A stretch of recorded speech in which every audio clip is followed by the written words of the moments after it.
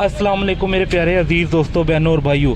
जैसा कि आप जानते हैं कि कुछ ही दिनों पहले इंजीनियर मोहम्मद अली मिर्ज़ा साहब की जुनैद सलीम के प्रोग्राम में नकल उतारी गई और उस नकल उतारने पर इंजीनियर मोहम्मद अली मिर्ज़ा साहब के बहुत सारे स्टूडेंट्स ने जो है ना गुस्से का इजहार किया।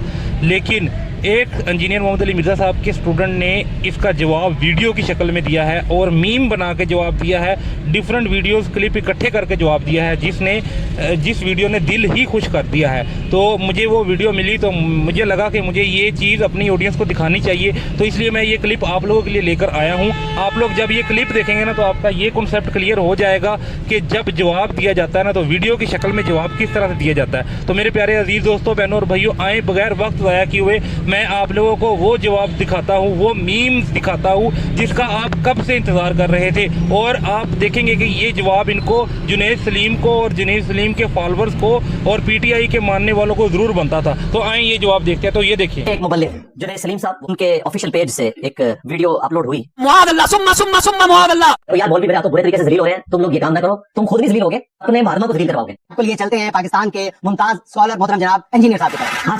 इंजीनियर साहब ये बताएगा कि जिस मनसब पे आप फायज हैं उसका तकाजा ये है कि आपके लहजे में ताकुम ना हो बल्कि आजी हो। आजी हमें देखने को नहीं मिलती। मैंने आज तक सुअर कहा, कभी मैंने कहा कि वो अभी सुअर है।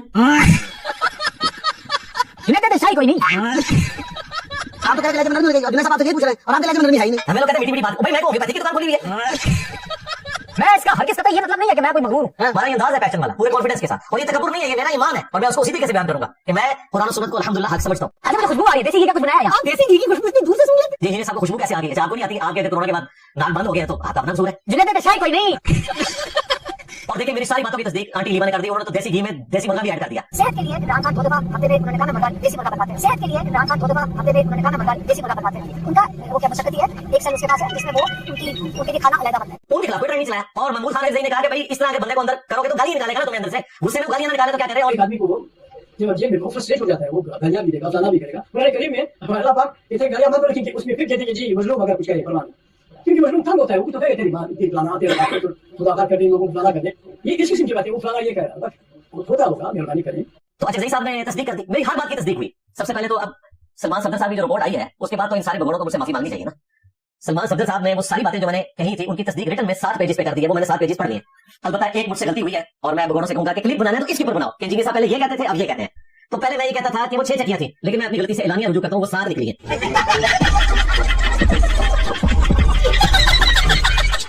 हमारा सवाल तो वही खड़ा है कि आपकी लहजे में नरमी क्यों नहीं है? मैं अल्हम्दुलिल्लाह मेरे से ज्यादा नरम इस प्लेनेट अर्थ पे अगर कोई दाई है तो उस पे उंगली रखे। कौन है बताए, कौन सा बंदा है? और जी कर लो गल। एक और नया सवाल मौसूफा ने मुझसे पूछा कि नरमी नहीं बाजू वुजू खाए वाला खड़ा जी अपना। ओ भाई कैसे चाची ने पूछा, मैं भी पूछ चुका हूं, किसी भी पूछ चुके हैं यही सवाल। तो मैंने बार बार कहा था कि मनु छेड़ोगे मैं तुम्हारे एडलर्स को पकड़ागा। चलो भाई देखो अब मैं क्या करता हूं। जुबान सख्त का मैं बहुत हामी हूँ। सख्त जुबान के बगैर बात समझ नहीं आती।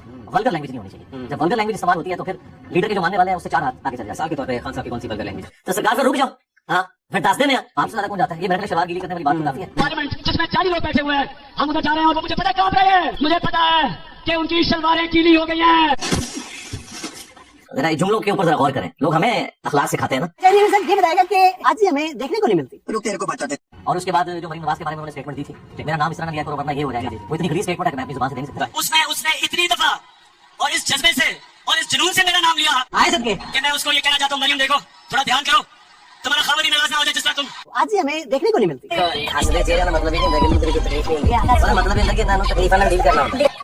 हाँ साहब की तो पूरी लिस्ट मौजूद है, अर्ज कर रही है। आसिफ जरदारी मुल्क की सबसे बड़ी बीमारी। इंजीनियर साहब ये बताएगा कि आज हमें देखने को नहीं मिलती। वो अपनी मंजिल से डंडा फेरो। ना मौलाना डीजल, ना मौलाना डीजल, ना मौलाना डीजल, मैं तुम्हें माफ करूंगा ना पाकिस्तानी कौम तुम्हें माफ करे। आज हमें देखने को नहीं मिलती। रुक तेरे को बताते। जाएंगे नवाज शरीफ को लेने के लिए, उनमें और गधों में कोई फर्क नहीं होगा, उनमें और गधों में कोई फर्क नहीं होगा। आज हमें देखने को नहीं मिलता। और जैसा मुंह होता है वैसी चपेट मारनी पड़ती है। हमारे जेल में तो मशहूर है कि जैसा मुंह वैसी चपेट, और हमारे जेल में ऐसी चपेट भी बहुत मिलती है, वैसे मुंह भी बहुत मिलती है। जुनैद तो शाही कोई नहीं। सर इधर ये स्टोरी खत्म नहीं हुई है, ये डोंकी राजा फिल्म यहाँ पे खत्म नहीं हुई थी। इंजीनियर साहब, मैं अपने मौके पे कायम हूँ। आप अपनी कॉज को बहुत अच्छे तरीके से सर्व कर सकते हैं अगर आप अपने लहजे में थोड़ी सी नरमी दें। दुनिया में तब्दीली इसी वजह से आई है, अल्लाह के फजल से। हाँ मिनट तक कुछ नहीं होना, ऐसे रखना। जिस मनसब पे आप फायज हैं उसका तकाजा ये है कि आपके लहजे में ताकुम ना हो बल्कि आजी हो। आज हमें देखने को नहीं मिलती। इंजीनियर साहब आपकी बातें बड़ी अच्छी है लेकिन अंदाज थोड़ा सा नरम करें, ठीक है सरकार? आप जरा अंदाज नरम करके ना ये बातें किसी को समझा के बताएं। ना भी ठोक जाने दे, बड़े बड़े एंकर, बड़े बड़े मौलवी, बड़े बड़े सियासतदान थे, बड़े बड़े बाबे। मैं तुमको कहता हूं मैंने तो किया ना, मेरा गलत अंदाज है ना। तुम अच्छे अंदाज से दुनिया में तब्दीली लेके आ दो। मैं इस सारी सख्ती के बावजूद हजरत उमर से नरम हूं, क्योंकि हजरत उमर जो है वो तलवार निकालते थे, मैं सिर्फ अपनी जुबान खोलता हूं, और वो भी इल्मी दलाइल के साथ। हजरत उमर पे क्या फतवा लगाओगे उनके सख्त अंदाज के ऊपर? और भाई इसी सख्त अंदाज ने दुनिया में तब्दीली बर्पा की है। मिनट मिनट करके दुनिया तब्दीली नहीं आती। इन्होंने मुझे खा जाना सी जे मैं मिनट मिनट करता, ये दबके मेरे को क्यों है? सिर्फ मेरे अंदाज की वजह से। और अगर किसी को शौक है तो वो अपना प्लेटफॉर्म लॉन्च करे, गाल में एक तरफ चीनी रखे, दूसरी तरफ शक्कर रखे, और दावत पेश करे, दादा दरबार में जाके सही मुस्लिम की हदीस सुनाए कि जी दादा साहब जो थे वो सैयद थे, और सैयद तो हदीसों का एहतराम करते हैं। मैं आज एक हदीस पे अमल करने के लिए आऊं कि नबी इस्लाम ने मना फरमाया कब्रों को पक्का करने से, इन पे इमारत बनाने से और इन पे बैठने से। तो मैं आज इस मजार से जो है इस सुन्नत को एस्टैब्लिश करना शुरू करता हूं, और मैं गुम्बद भी कराने आया हूं और कब्र भी। ए फकीर नाम देती थे तो पता चल जाएगा। तारक जमीर साहब के स्टाइल में एआई से कॉपी करवा ले, उससे भी नरम गांधी साहब का स्टाइल है। और मुझे इसका रिजल्ट बताना है आपने। रिजल्ट बताने से पहले ना एक टेक्स्ट मैसेज कर दीजिएगा हमारी अकेडमी में, ताकि हम आपका गैबाना नमाज़ ज्यादा पढ़ लें। तो वो बात वहां से शुरू हुई थी, क्योंकि मैं एक पढ़ा लिखा आदमी हूं, तो इधर उधर हो जाता हूं समझाने के लिए आपको। ये जिम्मन टॉपिक ज़हन में आ गया, अब उसी तरफ वापस आए। अच्छा इंजीनियर साहब, बहरहाल आपसे इख्तलाफ अपनी जगह, लेकिन आपकी जो तारीफ बनती है वो करनी चाहिए कि आपने अपनी कॉज को अपना कारोबार नहीं बनने दिया, चुम्मियों के लिए। और दूसरा आपका तर्ज जिंदगी वो इंतहाई सादा है। अल्हम्दुलिल्लाह, इसलिए हम कहते हैं हम सब वो तो सामने आए। आज तक जितने मजहबी पेशवा हैं, फिरके लॉन्च करके गए हैं, मदरसे बना के गए हैं, चंदा बुक बना के गए हैं। 3 चीजों की कोई गुंजाइश नहीं हमारी दावत में। औरत, शोहरत और दौलत। औरत से मुराद ये कोई औरत की तस्दीक नहीं, यानी छुपी दोस्तियां जो मुफ्ती करते हैं, तीसरी कर लेते हैं, चौथी कर लेते हैं, और फिर मदरसे बनाते हैं, पहले शिगिर्दियां होती हैं, फिर चाचियां बन जाती हैं थोड़ियां। उसके बाद शोहरत के शौक है जनाब जाके बड़े बड़े जलसों से खिताब करने का, मस्जिदों में खड़े होकर फॉरेन टूर लगाने का। नेवर, कहीं नहीं गया। जो आता इधर आएगा भाई। वो अक्सर हमारे यहाँ पे अकेडमी फोन आता है, लाहौर से लोग आते हैं, पिंडी से, इस्लामाबाद से। मैंने कहा देख लो, पहले जेलों से लोग दादा दरबार जाते थे, अब दादा दरबार वाले जेल गरीब आते हैं। ये फर्क है, ये फर्क है। क्योंकि बाबाओं के बाबा वो इसलिए है कि हमारी निस्बत बहुत ऊंची है। अल्हम्दुलिल्लाह, मेरे नबी साहब है ही कोई नहीं, तेरे बाबे थे शायद कोई नहीं, ये है वजह।